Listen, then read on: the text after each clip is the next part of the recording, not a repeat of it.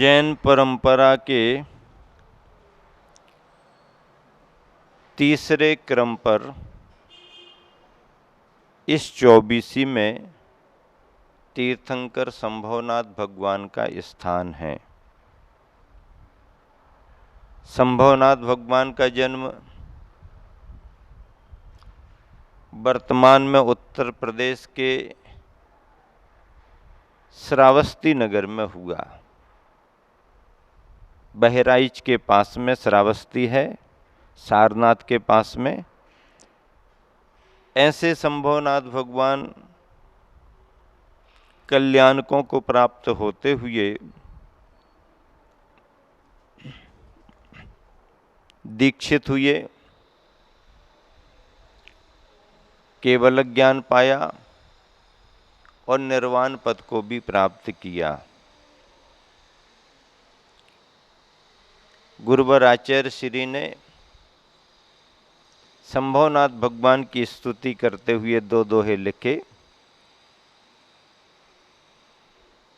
तुम पद पंकज से प्रभो झरझर झरी पराग, जब तक शिव सुख ना मिले पीऊं सट पद जाग।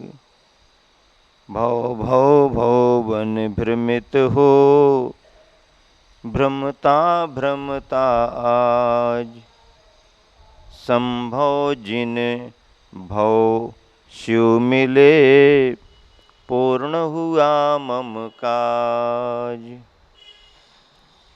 तुम पद पंकज से प्रभो, हे भगवान आपके पद पंकज से,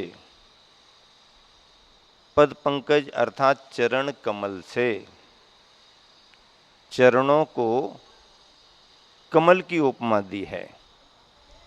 चरणों को क्या बनाया? कमल बनाया।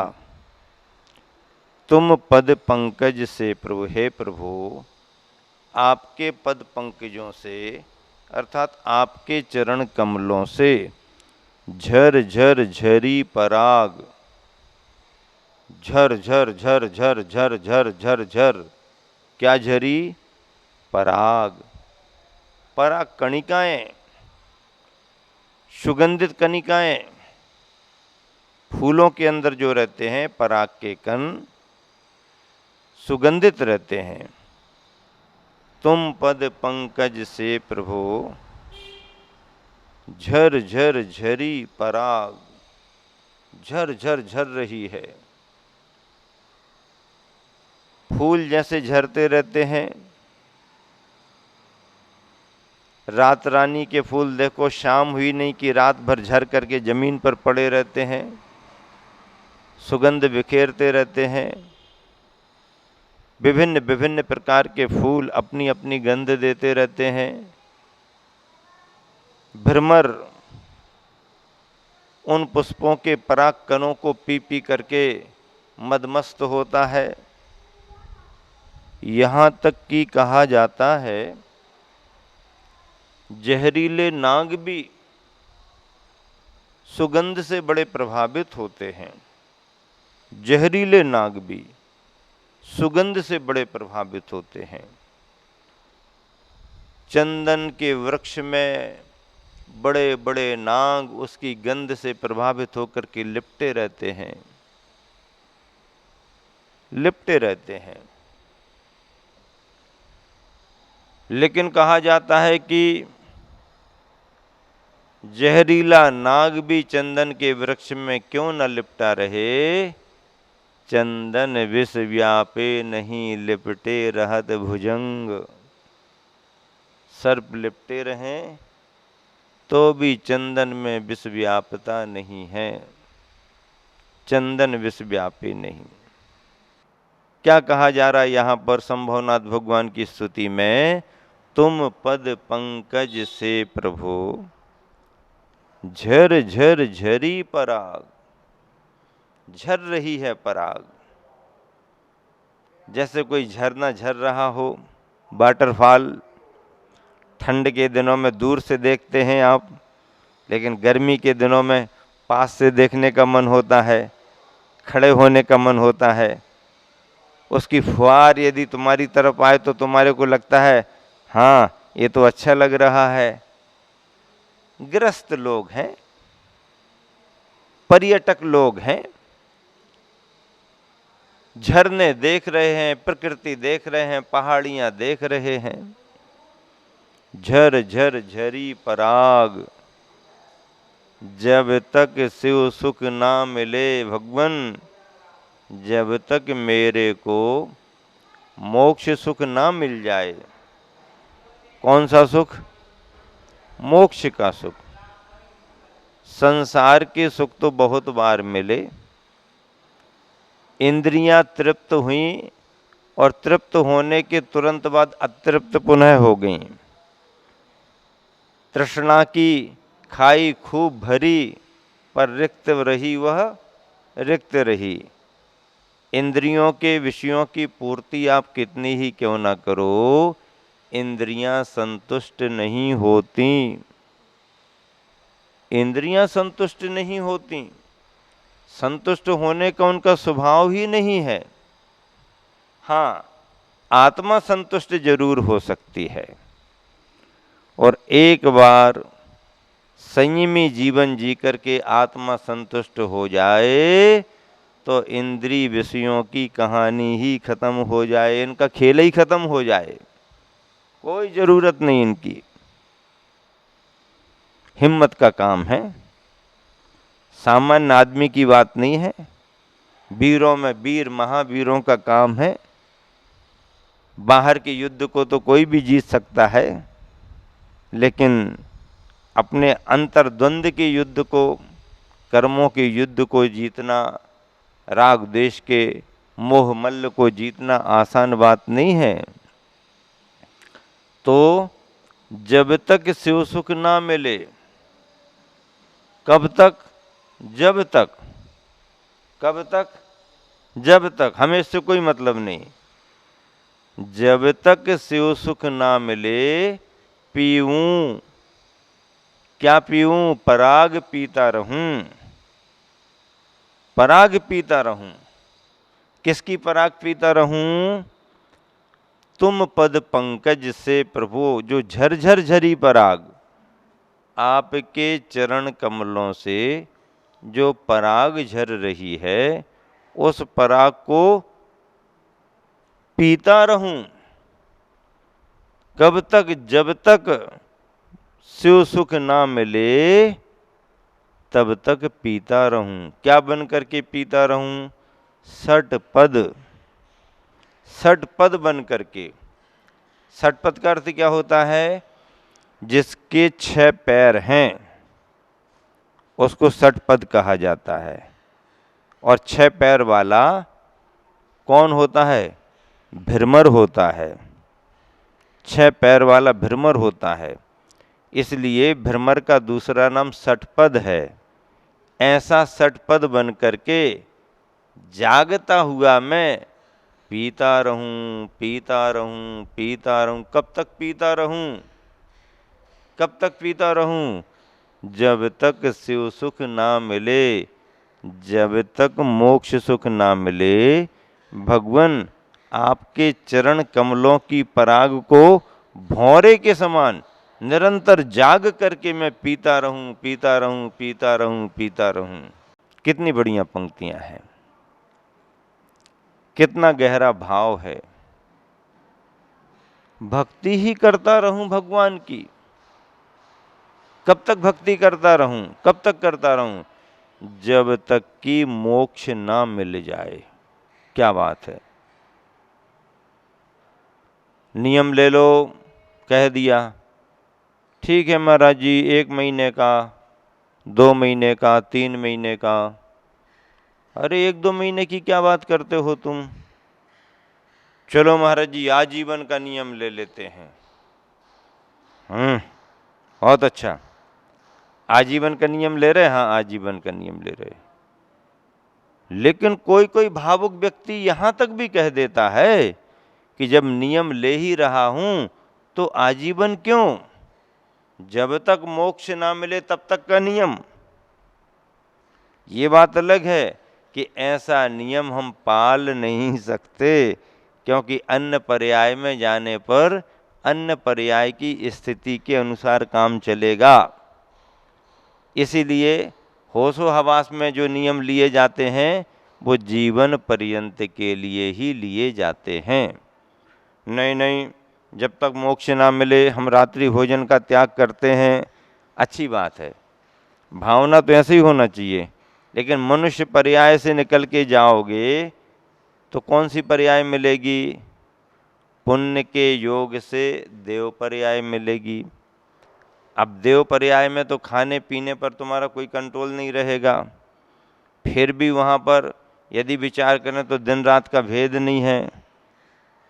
नरक चले गए तो वहाँ तो पल पल प्रतिपल खाने पीने का भाव होता है, पर मिलता नहीं है। त्रियंच पशु पक्षी बन गए तो वहाँ तो कोई नियम संयम की बात ही नहीं। दाना पानी दाना पानी दाना पानी कर्म। कोई भव्य आत्मा सम्यक दृष्टि हो जाए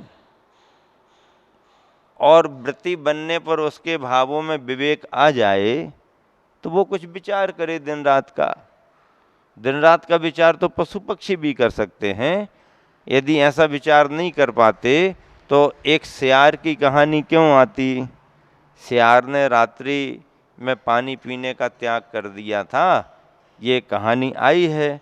त्रियंच पशु पक्षी भी विवेकी होकर के हिंसादि कार्यों का त्याग कर देते हैं, अभक्ष भक्षण का त्याग करते हैं, दिन और रात का भेद समझ करके व्रती बन करके अपनी चर्या करते हैं।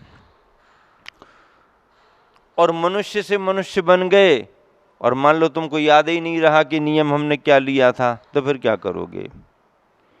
इसीलिए भावनात्मक तरीके से भले तुम सोच लो कि हम जब तक मोक्ष नहीं होगा नियम लेके रहेंगे, लेकिन नियम अपने जीवन तक के ही संकल्प में माने जाते हैं और पलते हैं। तो जब तक शिव सुख ना मिले पीऊं सटपद जाग, मैं भ्रमर के समान बन करके निरंतर जागते हुए झरझर परी पराग, झरझर झरी पराग को पीता रहूं जो तुम्हारे पद पंकजों से झर रही है। भव भव भव बन भ्रमित हो, भव भव में भव के वन में भ्रमता रहा, भव भव में संसार के वन में भ्रमता रहा। भ्रमता भ्रमता आज और भटकता भटकता आज तक आया हूँ। भव भव में भटकता भटकता भ्रमता भ्रमता आज तक यहाँ तक आया हूँ। संभव जिन, हे संभव जिन, संभवनाथ भगवान, जिन भव शिव मिले, संभव जिन भव शिव मिले। हे संभवनाथ भगवान, अब संसार के भवों की जरूरत नहीं है, पर भव यदि कोई मिले तो शिव का भव मिले, मोक्ष का भव मिले। गति, अब 4 गतियों की जरूरत नहीं है, यदि गति मिले तो पंचम गति मिले। कौन सी गति मिले? पंचम गति मिले। वैसे मुझे गति की जरूरत नहीं है, पर यदि गति मिले ही तो अब मुझे पंचम गति मिले, 5वें नंबर की गति मिले, 4 गतियां नहीं, पंचम गति मिले। संभव जिन भव शिव मिले, हे संभव जिन, अब शिव का भव मिले, मोक्ष का संसार मिले, मोक्ष का भव मिले, मिले तो पूर्ण हुआ मम काज, हमारा कार्य फिर पूरा हो जाएगा। अभी हमारा कार्य पूरा नहीं हुआ, अधूरा है। क्या बच्चे समझे कि नहीं समझे? समझ में आ रहा कि नहीं आ रहा? अभी हमारा कार्य पूरा नहीं हुआ, अधूरा है, पूरा करना है। हाँ, इतना इतना लंबा चलना है, इतना लंबा चलना है कि इतना चलते जाओ कि रास्ता ही खत्म हो जाए। हाँ, रास्ता ही खत्म हो जाए। उसके आगे कोई रास्ता ही ना हो, चले जाओ चले जाओ चले जाओ चले जाओ। अभी कहाँ रुकना यहाँ पर? रास्ते में रुकना ठीक नहीं, मंजिल आने पर रुकना ठीक है। 4 गतियों में परिभ्रमण कर रहे हैं, घूम घूम करके आ रहे हैं। झूला झूलते हैं ना, एक हिंडोले में बैठ जाते हैं, फिर वो ऊपर जाता है, वही नीचे आता है, फिर ऊपर जाता है, फिर नीचे आता है, फिर ऊपर जाता है, फिर नीचे आता है, ऊपर नीचे ऊपर नीचे ऊपर नीचे घूम रहा है हिंडोला, घूम रहा है। और उसी हिंडोले में हम सब घूम रहे हैं।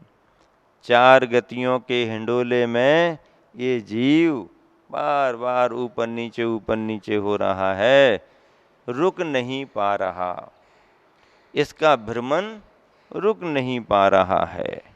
इसलिए भगवान भव भव भवन भ्रमित हो, भ्रमता भ्रमता आज संभव जिन भव शिव मिले। हे शंभोनाथ भगवान, अब मुझे मोक्ष का भव मिले, बाकी कोई भवों की जरूरत नहीं है। और जिस दिन मोक्ष का भव हमारे लिए मिल जाएगा तो पूर्ण हुआ मम काज, हमारा कार्य पूर्ण हो जाएगा। संसार का परिभ्रमण रुक जाएगा, संसार का भटकना रुक जाएगा। अभी जीव संसार में भ्रमण कर रहा है, कभी इस नगर में, कभी उस नगर में, कभी इस देश में, कभी उस देश में, कभी इस भेष में, कभी उस भेष में, कभी इस गली में, कभी उस गली में, कभी इस घर में, कभी उस घर में, कभी इस द्वार पर, कभी उस द्वार पर, कभी ये माता पिता, कभी वो माता पिता, कभी नई दुनिया तो कभी पुरानी दुनिया, तो कभी बंगला तो कभी कुटिया, तो कभी महल तो कभी शमशान। जीव इन्हीं पर्यायों में, इन्हीं अवस्थाओं में भ्रमण कर रहा है।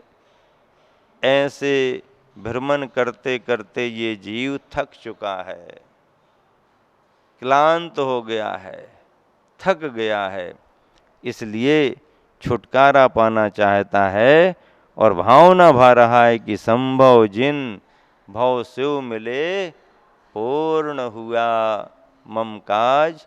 जिस दिन हमारे को 4 गति रूप संसार से छुटकारा मिल जाएगा, हमारा उद्देश्य पूरा हो जाएगा। संभवनाथ भगवान की जय।